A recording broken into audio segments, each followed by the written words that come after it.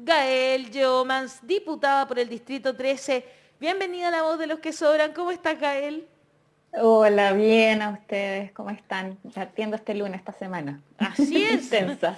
intensa la semana. Bueno, Gael, tú eres miembro de la Comisión de Hacienda de la Cámara de Diputados y por supuesto esto es interesante porque la comisión aprobó el proyecto de ley del retiro acotado de fondos de parte del gobierno y hoy, bueno, ya entra en discusión entonces todo esto. ¿Cómo ves tú primero el panorama general que hay en el Congreso? Bueno, es un panorama que creo que igual se va a entrar a definir ya más en la recta final durante la misma sesión de la sala, aunque hay algunos parlamentarios y parlamentarias que ya han salido a decir sus posturas. Creo que igual va a estar peleado. No respecto al proyecto del gobierno, creo que el proyecto del gobierno cuenta con los votos, sino que a que posiblemente se vayan a aprobar estos dos retiros, que eso es como la que está más en juego, ¿cierto? Que el proyecto de Pamela Giles y otros parlamentarios sea aprobado.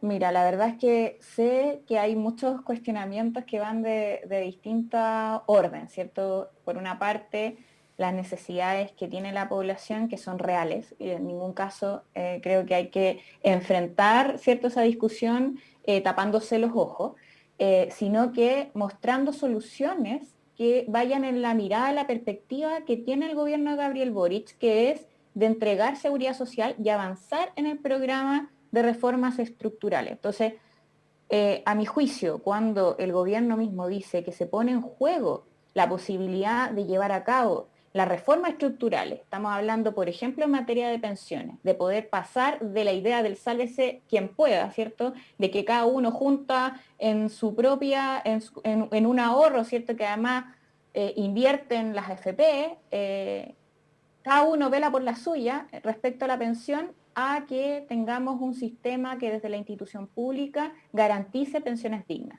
Eso es lo que queremos para el país. Cuando eso se pone en juego, ¿cuál es el rol de la y los parlamentarios, cierto? ¿Para qué fuimos electos? Fuimos electos para defender el proceso de cambios que levantó la revuelta popular, obviamente, pero también un proceso histórico que va más atrás, que es el proceso que se ha levantado y que, bueno, llegamos a la Convención Constitucional con el mismo sentido. También hace pocos días se aprueba, ¿cierto?, este artículo primero que termina con el Estado subsidiario para poder pasar a un Estado en donde se pone en el centro la garantía de los derechos sociales. Esa oportunidad es la que nosotros no podemos, ¿cierto?, echar a la borda como parlamentario y parlamentario. Eso es lo que también, a mi juicio, está en juego hoy día. Y lamentablemente hay parlamentarios que se supone que son de gobierno, pero que ahora están dudando de si votar o no, ¿cierto?, a favor del proyecto de Pamela Giles y con ello poner en riesgo las reformas. En ese sentido, Gael, buenos días, Jaime Coloma por Buenos acá. días. Diputada, a ver, hay varias cosas. Primero, las elecciones que uno hace, uno elige a un parlamentario no solamente para que lo represente, de hecho ahí se juegan las democracias representativas, sino que también para que fiscalice a los gobiernos en turno. Desde esa perspectiva, ¿cuál sería la postura respecto a la fiscalización? Porque usted habla de reformas, pero en lo concreto hay situaciones que son puntuales y que son concretas. Hay gente que efectivamente está corriendo riesgos respecto, por ejemplo, a la posibilidad de perder sus casas, a la posibilidad de perder algún bien puntual, a la posibilidad de comida. En este país la gente se endeuda para comer y no desde ahora, Claro. se endeuda desde hace bastantes años atrás.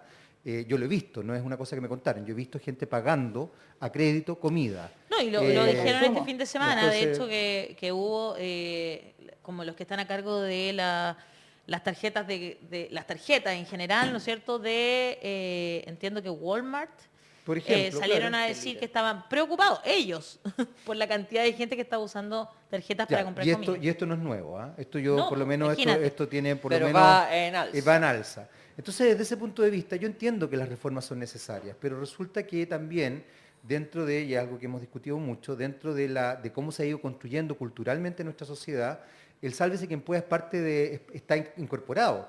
Entonces, Ujú. ¿por qué se le puede pedir a una persona que se le ha educado en el sálvese quien pueda, que hoy día espere una reforma cuando, por ejemplo, y voy a ser muy extremo quizás en el ejemplo, puede estar pasando hambre o puede tener riesgo que le quiten su casa. Creo que ahí hay una situación emocional, y ocupo concretamente esto porque creo que esto de los retiros también es muy emocional, mucho más de lo que uno crea. Entonces, ¿cómo se configuran estas situaciones? Porque yo no le puedo decir a una persona que está pasando hambre, mire, espérese a la reforma. Yo no le puedo decir a una persona que le van a quitar su casa pasado mañana, oiga, espérese a la reforma porque nosotros tenemos tan buenas intenciones. Yo no le puedo decir eso. Yo tengo que solucionarle el problema, tengo que ver formas reales, concretas, actuales, de que efectivamente no se endeude para comer, de que sus hijos no tengan hambre, va más allá de las pensiones. Entonces, De todas qué formas. pasa ahí?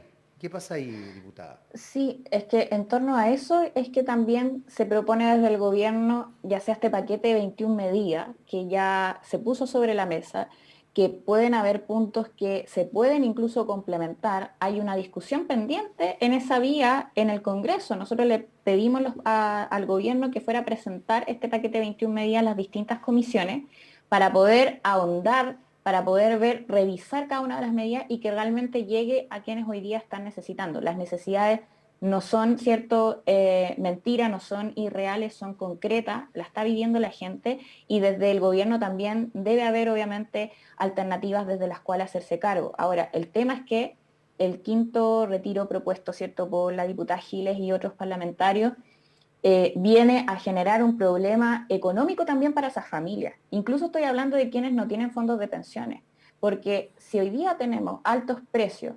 de cuestiones que son básicas, estamos hablando del pan, del Sí, claro. aceite y de otros elementos que son de consumo básico, ¿qué va a pasar con ese retiro? El efecto es que va a aumentar aún más el precio. Entonces, al final, esa propuesta que al parecer uno ve y dice, ya, es plata que va a poder contar la gente común, pero ¿qué pasa con aquellas familias que ya no tienen fondo de pensiones? Solamente va a sufrir las consecuencias de que el quinto retiro se lleve a cabo, que es el aumento de precio. Entonces, ¿qué va a suceder con ello? No hay solución. Entonces, esa no es una solución real hoy día para la situación que está viviendo el país.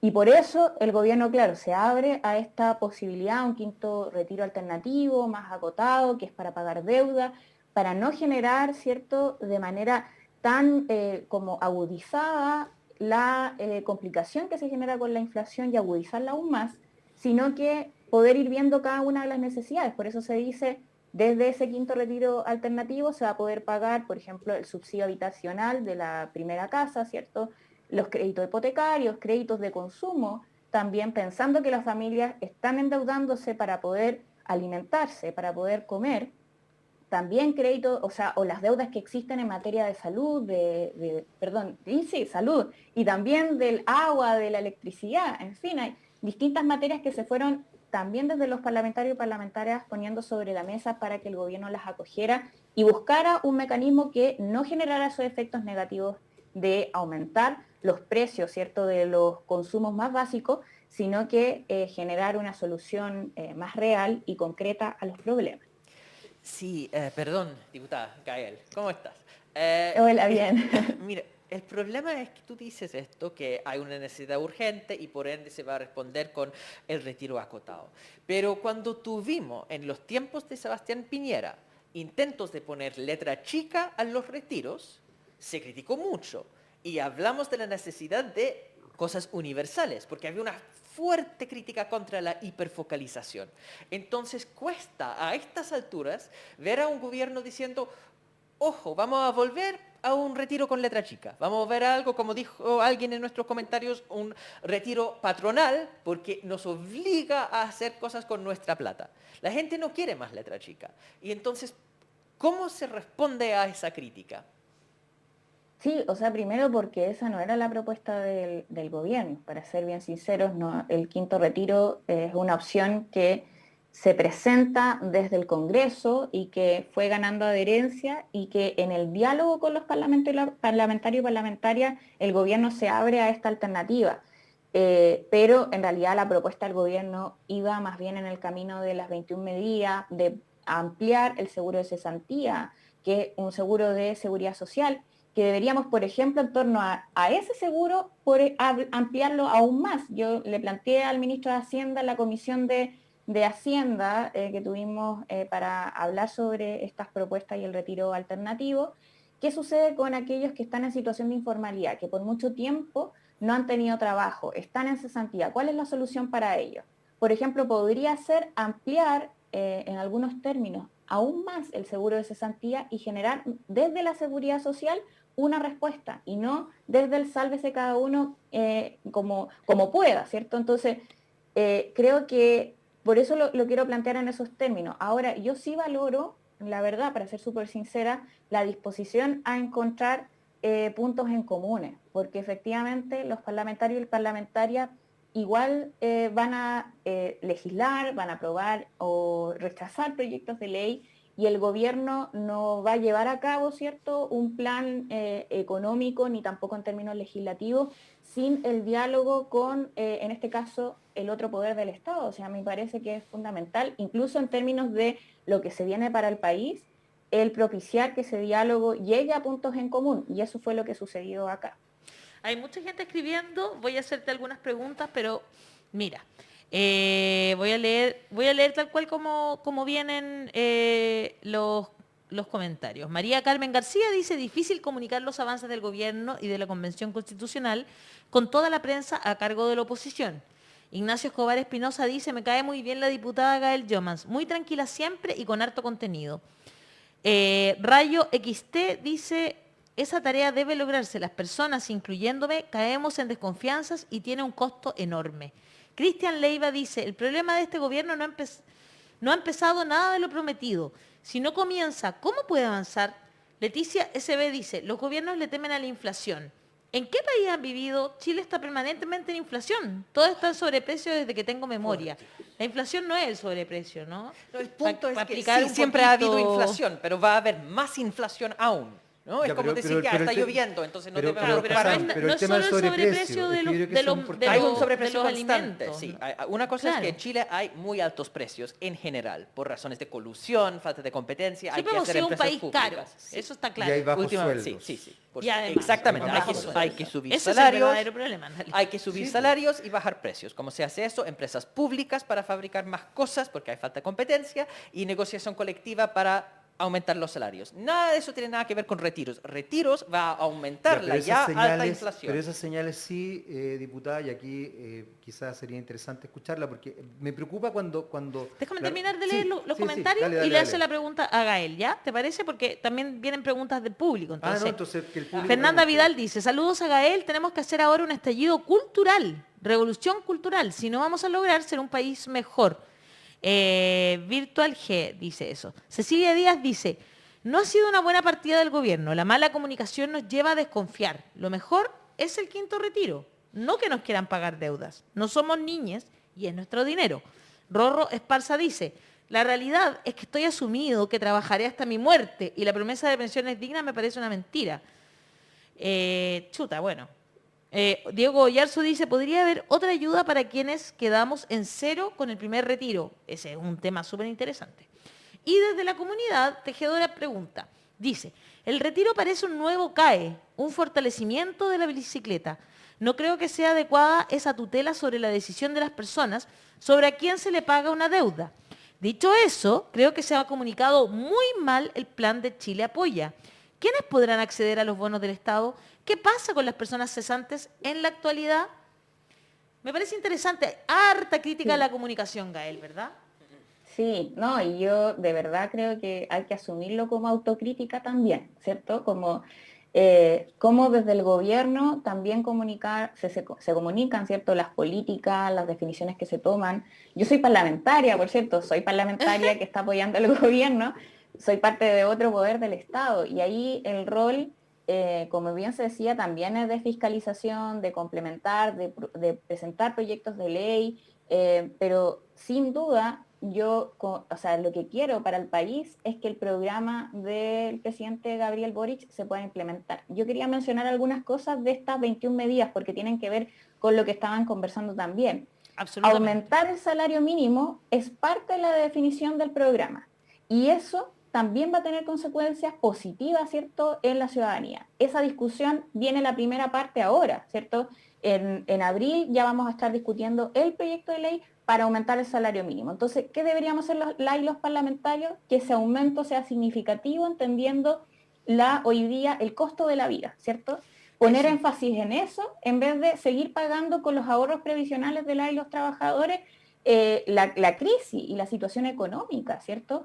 Porque, a ver, yo quiero decir algo ¿No respecto a podríamos esta hacer un idea esfuerzo un poquito más grande justamente porque son 400.000 lo que prometió el sí, gobierno dentro de las 21 medidas de Chile Apoya, que yo también creo que no se han comunicado lo suficiente y me parecen muy interesantes, muchas de ellas.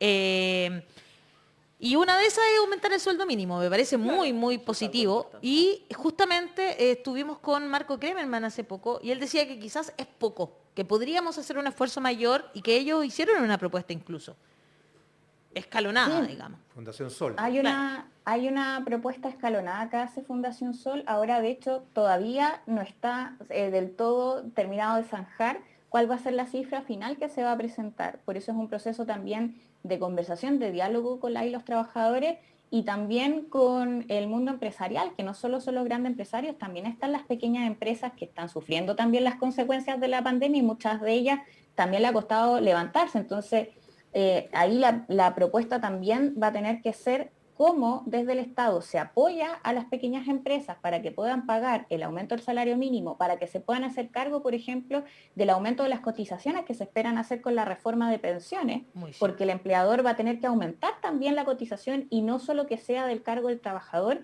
y así también pasamos un poco de superar esta idea de que cada uno tiene que ahorrar, porque si no jodido, ¿cierto? Si es que si no ahorra en su fondo, en el ahorro forzoso que existe hoy día en el sistema de pensiones, pero que en el fondo tiene un sentido, que es pagar jubilación. Por eso, cuando la gente, y que está bien, está en lo cierto, cuando dice, es mi plata, es fruto de mi trabajo, eso es verdad, nadie está cuestionando eso. El tema es que ese ahorro es para pagar jubilaciones futuras. Es como si ahora cuestionáramos el hecho de cotizar en salud, ¿cierto? Que también es Claro, plata y el valor del esfuerzo y del trabajo de los trabajadores. Pero esa plata va para pagar el derecho social a la salud, que debería ser un derecho social garantizado a todos y Y no que como no funciona hoy en es. día, ¿cierto? Claro, es que el tema es Y que que no es. ahí el cuestionamiento es a que finalmente tenemos dos sistemas, uno público, uno privado, y el sistema público a veces cubre algunas cosas, a veces no. A veces llegas a pagar una operación millonaria que vas a tener que hacer bingos para poder costearla. Entonces, para avanzar aún más y generar una protección mucho más que sea integral, ¿cierto? Y que la ciudadanía se sienta tranquila. Si en el súper de fondo, acuerdo. eso es lo que queremos para el país. Para eso, y yo por eso quiero hacer pie en otro tema que me parece súper importante, que a lo mejor soy majadera en esto, pero que creo que la discusión también tiene que ver con eso, con la deslegitimación que tiene el sistema de pensiones, que siga las AFP administrando, que la ciudadanía está Absolutamente. cansada, quiere superarlo, quiere tener garantía, seguridad de que va a poder llegar a la vejez y jubilarse. Y yo sé que algunos desconfían de que eso pueda ser posible, ¿cierto? Pero lo que hemos hecho y por lo que se ha luchado durante este tiempo es para que sí lo sea, para que sí sea posible.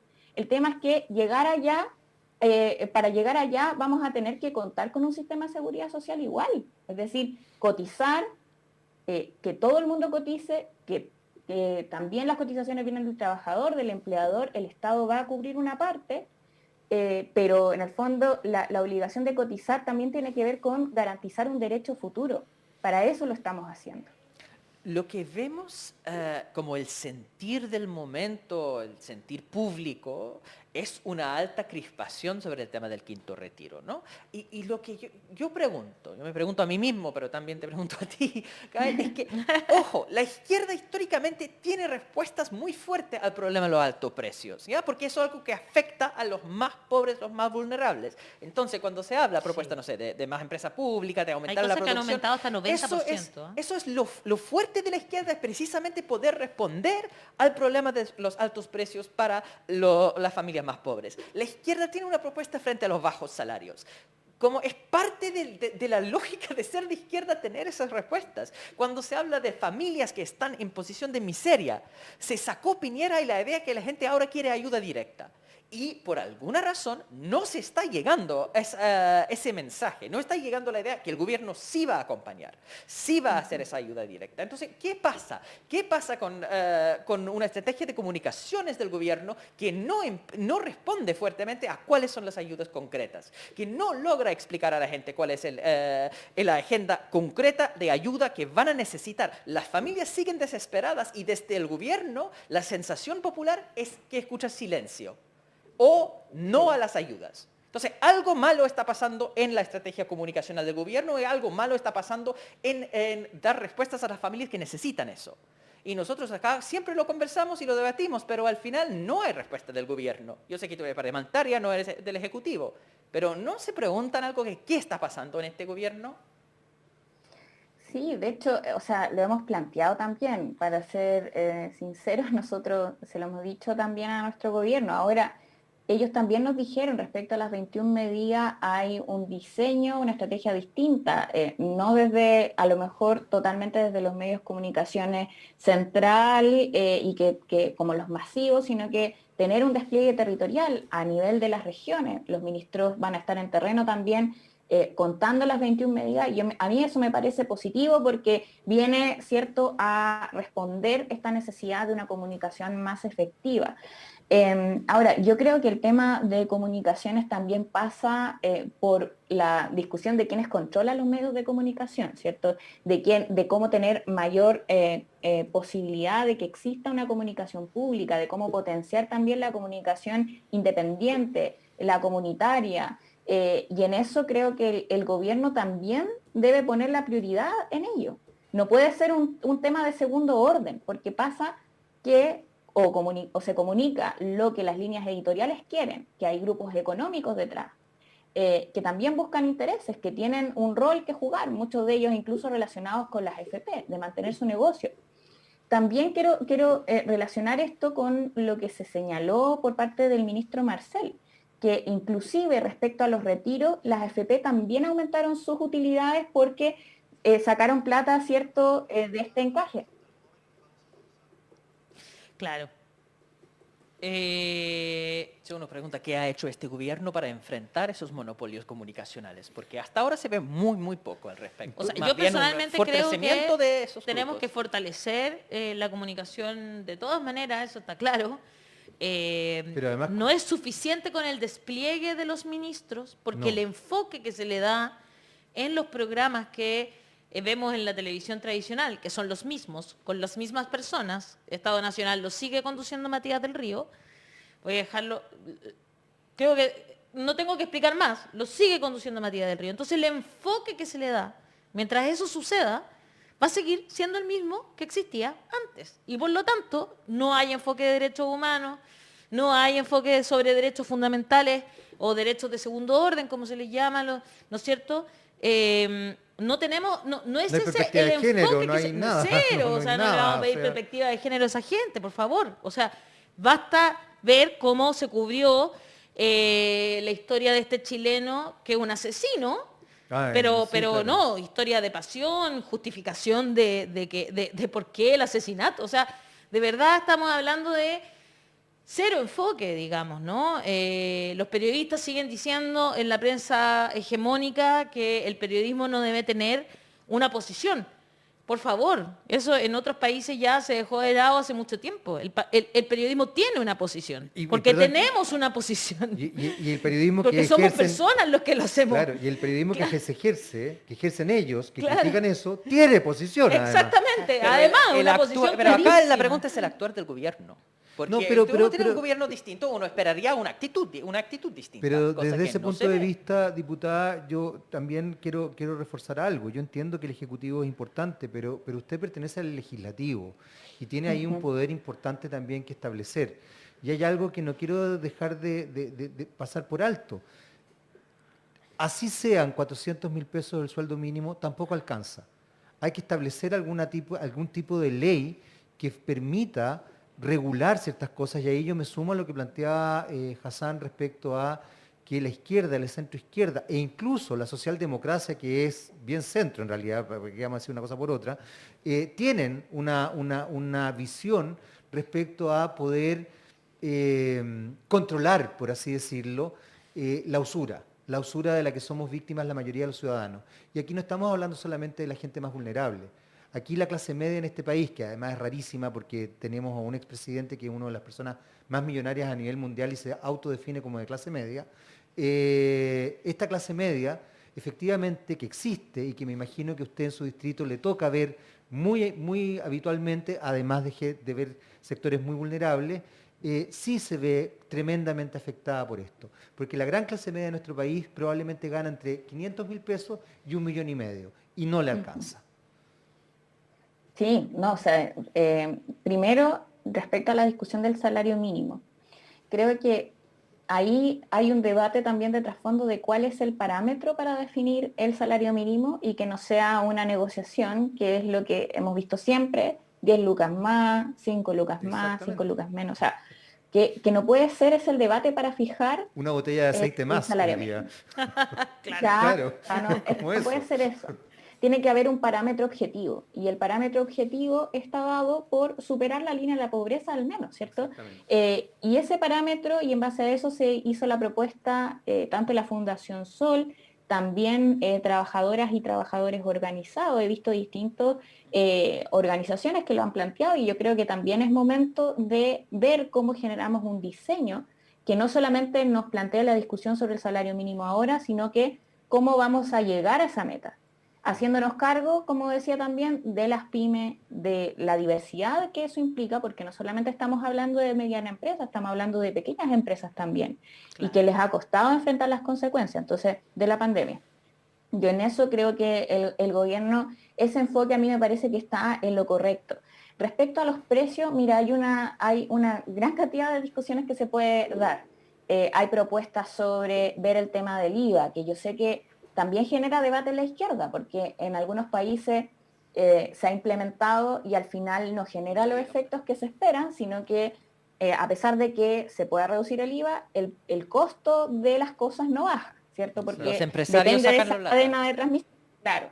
Entonces, esa puede ser una vía. También yo ahí concuerdo, la inversión pública es sumamente necesaria cuando hablábamos, de hecho, en materia alimentaria, cuando hablamos, por ejemplo, de la producción de trigo. ¿Qué ocurre en el país con la producción de trigo? ¿Cierto? Dependemos de otros países y por eso también pasa lo que ocurre hoy día con la guerra en Ucrania y los efectos que tienen las situaciones económicas y que están viviendo otros países cuando dependemos absolutamente de ellos. Entonces, esa mirada también debe estar en el trasfondo, también debe ser parte de los problemas que se plantea este gobierno. Cuando hablamos, por ejemplo, de la posible colusión del gas, ¿cierto? Y lo digo posible porque hay una investigación. No podemos decirlo, claro. No se puede decir. Claro.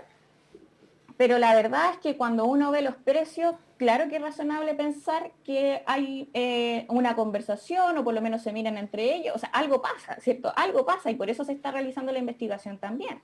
Y en eso, ¿cuál es el rol que podría jugar la empresa pública? Metiéndose, incorporándose también. Estamos hablando de un bien de suma necesidad, el gas, para ahora que viene el invierno, pero también para cocinar. Exacto. Imagínate que pudiésemos, por ejemplo, hacer supermercados comunales. Perdón, pero son sueños. Pero es que en este reportaje que salió en CIPER el fin de semana, yo quedé impactada, por ejemplo, con saber que de partida los precios son más baratos en el barrio alto. Sí. Así que hago un llamado a todas las personas que viven en los barrios más vulnerables a ir a comprar a la dehesa. Hagamos el viaje, capaz que nos valga la pena hasta hacer el viaje, porque los precios son más baratos en el barrio alto. Ese es el estudio que hizo CIPER este fin de semana, donde hay alimentos que han subido hasta en un 90%. Y luego son más baratos durante la semana, así que hay que ir entre lunes y jueves a comprar. O sea, perdón, al revés, entre sábado y domingo a comprar, porque durante la semana son más caros y el fin de semana son más baratos. Vete a saber por qué, pero así es como lo... Ya, pero hay una manipulación de los precios impresionante. Pero increíble, es que tú podrías cobrar más barato, pero estás cobrando más caro, ¿cachai? Y no entiendo mucho por qué, bueno, además, de verdad que no me queda muy claro el por qué no aparece, de hecho, solo es el estudio que se hace y lo cuentan las asociaciones de trabajadores de los supermercados. Y sumo a eso una cosa, diputada, que sí le compete directamente. Yo no entiendo por qué sigue en este país esta verdadera protección a la banca y sigue Sí, existiendo el anatocismo en Chile, cuando en definitiva a los únicos que perjudica, y pucha que podría dejar de perjudicarse, que se sacara el anatocismo de una vez por todas. Entiendo que hay una ley que está durmiendo hace años Sí, en el Congreso, años. años, para terminar con el anatocismo, y el anatocismo es impuesto sobre impuesto sobre impuesto. O sea, una persona que se mete en un hipotecario termina pagando 3, 4, 5 veces el valor de su casa o el valor de su auto o el valor de lo mismo, de lo que sea, producto de este tipo de cosas, porque esto incluye créditos de consumo, como créditos hipotecarios u otro tipo de situaciones. Entonces, llama la atención. Y por último también, ¿qué tanto se trabaja, diputada, con Jaime, el perdona, ministro del Trabajo? tenemos Porque- que ir cerrando sí, ya pucha, la es que conversación. está porque demasiado interesante. la diputada se tiene que ir. Tiene toda la razón. Ya, bueno, Que se pero para quede lo con piense. nosotros para siempre. Diputada, para que lo piense. Pero por último, Le dejamos cerremos la conversación, Gael, explicándole un poco, o sea, respondiéndole a Jaime por lo del ministro la ministra del Trabajo en este caso. Claro, porque ahí hay lagunas también. De hecho, el gobierno no tiene, hay gente que no tiene contratada. Claro. Perdón, quizás también desde el Congreso ustedes mismos, con todo respeto, capaz que no tengan contratados asesores, contratados y boleteen. Bueno, todo eso infiere también en lo que estamos hablando. O sea, si no hay leyes de trabajo que efectivamente regulen ciertas situaciones, van a seguir las lagunas, van a seguir... Hay miles de cosas que ahí tenemos que ver y que es lamentablemente multifactorial. Y con esto sí cierro, diputada, disculpe, pero la verdad es que No, creo está que es un bien. tema que apasiona muchísimo y que es muy importante aclararlo desde todo punto de vista. Sí, o sea, mira, lo primero, creo que es importante también recoger. Nosotros tampoco, y no quiero ser alguien que esté absolutamente cerrado, al contrario, creo que las buenas ideas hay que ser receptivo, a la autocrítica también, y a ver cómo efectivamente podemos cumplir con lo que nos comprometimos. Y eso implica avanzar a un estado de bienestar social. Eso es lo que queremos. Entonces, en ese sentido, recoger obviamente las buenas ideas, yo en eso siempre voy a estar abierta. Y respecto al tema de, claro, de las contrataciones del Estado, cuando fui parte, bueno, todo el periodo pasado en la Comisión de Trabajo vimos distintas situaciones a nivel de municipio, a nivel de ministerio, a nivel de instituciones públicas, en donde el Estado se mostraba como un mal empleador, Exacto. que no contrata trabajadores que por años están trabajando y que son trabajadores del Estado, no trabajadores del gobierno local o el gobierno nacional. Pero ahí hace falta una legislación que también sería lo óptimo poder avanzar en eso también a propósito del proceso constituyente, de lo que se va a dejar ahí establecido, como también desde el gobierno, en poder tener una ley que haga la diferencia, haga la distinción entre aquellos trabajadores que están contratados, que son de confianza, ¿cierto?, del gobierno, que cumplen un rol político, porque existen esos trabajadores, y aquellos trabajadores que son del Estado y que necesitan garantías como cualquier otro trabajador en materia de previsión, en materia de seguridad social. Quiero dar un ejemplo al respecto. Cuando vimos la legislación que planteó el gobierno de Piñera, que dijo las cotizaciones van a pasar a ser obligados a cotizar los trabajadores honorarios. Muchos de esos trabajadores que nos plantearon organizaciones de trabajadores del Estado, eran trabajadores del Estado que por 10 años, incluso más, seguían boleteando honorario para el Estado, Exacto. a pesar de tener una relación de dependencia, porque su empleador era el Estado. Y a ellos se les obliga hoy en día a pagar sus cotizaciones, como, como el resto de trabajadores, pero además este 6% adicional. Esa era la legislación que tenía Sebastián Piñera, ¿cierto? Obligar a los trabajadores honorarios a pagar lo que le correspondía al Estado como empleador.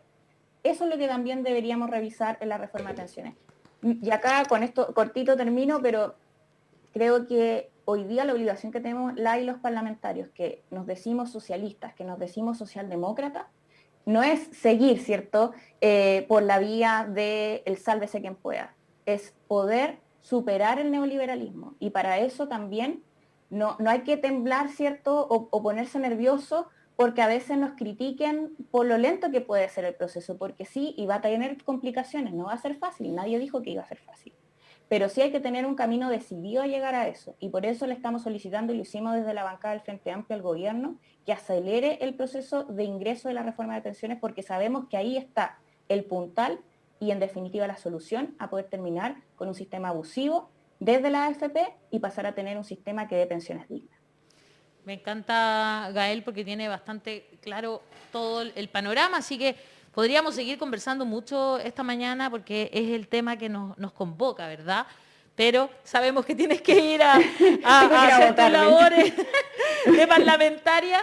Un agrado escucharte esta mañana. Un abrazo muy grande para ti, diputada Yeomans del Distrito 13. Un abrazo. Y muchas gracias a ustedes. Que estén bien. Chao. Ojalá